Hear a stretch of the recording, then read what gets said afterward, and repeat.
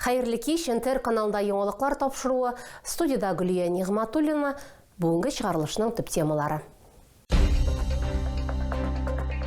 Кайгылы хәбәр. Юл транспорт һәлакәте нәтиҗәсендә җиңел автомобиль йөртүчесе һәм аның 34 яшьлек пассажиры авария урынында һәлак була. Шеремет авыл җирлеге башлыгы Владислав Никишин һәм аның шоферы Анатолий Горбунов авариядә һәлак булганнар.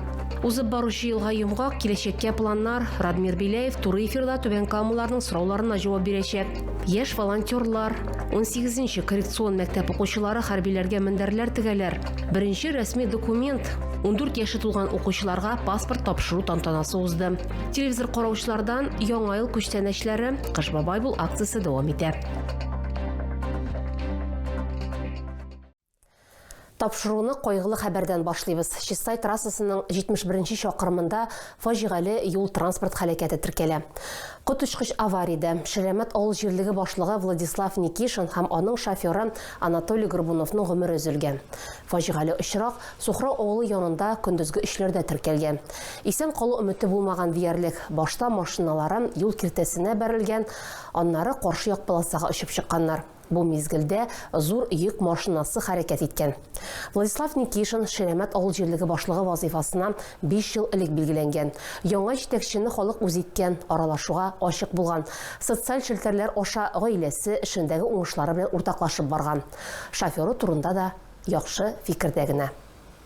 Түбән Кама Чистай юлында Chevrolet Niva автомобилен 65 яшьлек йөртүчесе беренче мәгълүматлар буенча машина белән идарә итүен югалтып, башта юл киртәсенә бәрелә. Аннары каршы як полосага чыгып, Citroën йөк автомобиле белән бәрелешә. Юл транспорт һәлакәте нәтиҗәсендә җиңел автомобиль йөртүчесе һәм аның 34 яшьлек пассажиры авария урынында һәлак була. Хәзер әлеге юл транспорт һәлакәтенең барлык сәбәпләре ачыклана.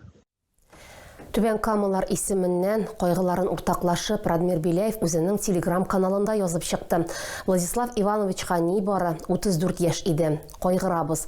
Ул безнең йөрәкләрдә игелекле һәм үз эшенә тугры кеше булып калыр.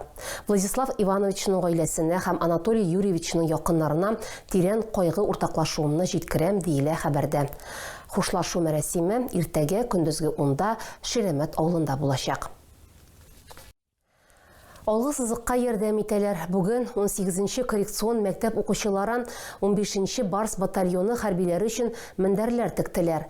Осталык дәресе Химиклар проспектындагы 72Б адресы буенча урнашкан гуманитар ярдәм пунктында узды. Яшьләр солдатларга даими булышалар, эшкә җаваплы карыйлар, мендәрләрне пөхтә итеп тегәргә тырышалар. Укытучылары билгеләп үткәнчә, мондый эш укучыларның үзләренә дә файда китерә, бармаклары языла. Шуңа күрә яшь волонтер бик теләп алыналар. Төп максат сугышчыларыбызга ярдәм итү. 22-нче гимназия укучылары, ата-аналары исә бензопила, тотлы күчтәнәчләр һәм башка кирәкле әйберләр сатып алганнар. 16 декабрьдә НТР каналында Радмир Биләев белән прямая связь тапшыруы чыгачак. Түбән Кама муниципаль районы башлыгы шәһәрдәшләрне кызыксындырган сорауларга туры эфирда җавап бирәчәк. Әңгәмә кичке 7-дә башлана. Сезнең дә теләк тәкъдимнәрегез булса, социаль челтәрләр аша алдан язып җибәрә аласыз. Тапшыруны НТР каналында, безнең Telegram каналда һәм ВКонтакте төркемендә карагыз. Сөйләр яңалыкларыгыз, уртаклашыр хәбәрләрегез булса, шалтыратыгыз, языгыз килегез. Безнең номер 8917 90 73 077.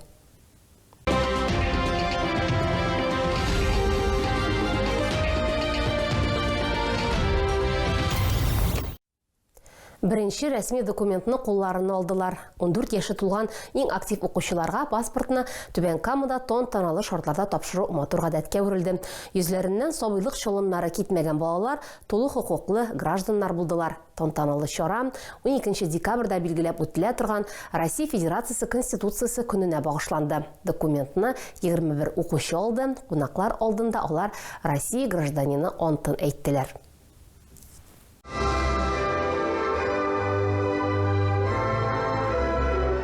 Юла тантаналары йорты залында дәүләт гимны яңгырый. Егетләр һәм кызлар өчен җаваплы көн. Бүген алар төп рәсми документны кулларына алалар.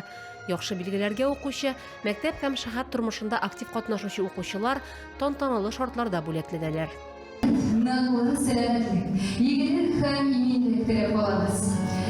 Балаларны истәлекле көн белән котлап, Түбән Кама муниципаль районы башлыгы урынбасары чыгыш ясый. Александр Умников паспортның мөһим документ икәнлеген әйтә. Үзләренең укулары, хезмәтләре, киләчәктә зур эшләре белән Түбән Каманы данлап, илебезнең лаеклы гражданнары булып үсүләрен теләде. Кулларына паспорт алган укучылар үз иленең чын патриотлары булырга, ватаныбыз язмышы өчен җаваплылык тоярга, изгелек һәм гаделлек кыйммәтләрен аңлап яшәргә, иминлек хакына тугры хезмәт итәргә тантаналы рәвештә ант иттеләр. Шулай ук яшьләр өчен сорау-җаваплы уенны үз эченә алган бай программа әзерләнгән иде.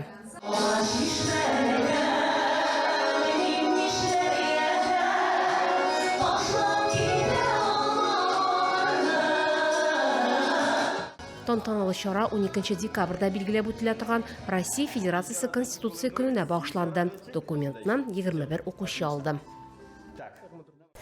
Бүген Россия Конституция көнендә Түбән Кама телевизион манарасы илебез әләме төсенә керә. Моны төнге 11-гә кадәр күзәтеп булачак. Бәйрәм уңайыннан котлау сүзләре дә укырга мөмкин. Телевизор караучылар Кыш бабай бул акциясында бик теләп катнашалар. Балаларга яңа ел кәефе бүләк итү теләге белән бүген Роза Багина килә. Бүләкләрен чыршы төбенә куя. Хәйрия чарасында һәркем катнаша ала. Күчтәнәчләр Интер Медиа холдингы бинасында кабул ителә. Безнең адрес Химиклар проспектындагы 64А йорты. Сезне көтеп калабыз. Әгәр сезгә яңалык ошаса, яисә күрми калсагыз, безнең тапшыру кич 11-дә һәм иртәнге сәгать 6-да кабатлап күрсәтелә. Чыгарылышлар ВКонтакте шелтәрендәге Татарлайф аккаунтында да урнаштырылып бара. Шулай ук Макс төркемендәге рәсми аккаунтыбызга рәхим итегез, безнең белән бергә булыгыз. Бүгенгә менә шулар. Хәерле яллар сезгә.